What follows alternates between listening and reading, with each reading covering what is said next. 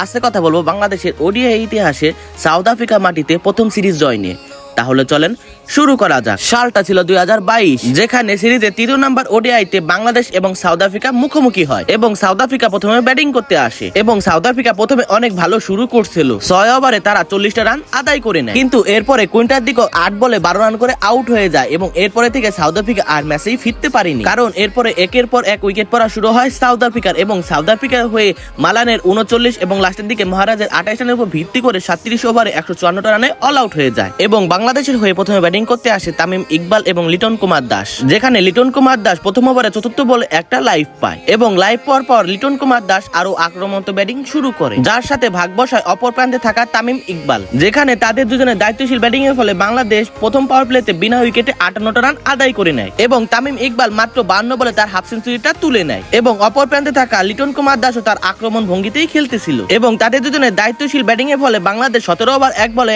100টা run পূরণ করে নেয়, কিন্তু লিটন দাস 57 বলে 48 রান করে আউট হয়ে যায়। এরপরে বাংলাদেশের হয়ে ব্যাটিং করতে আসে সাকিব আল হাসান। যখন 142 বলে 3 রানের দরকার হয় তখন সাকিব আল হাসান একটি বাউন্ডারি মারে এক অবিশ্বাস্য জয় এনে দেয় বাংলাদেশকে, আর এটাই ছিল সাউথ আফ্রিকা মাটিতে বাংলাদেশের প্রথম সিরিজ জয়।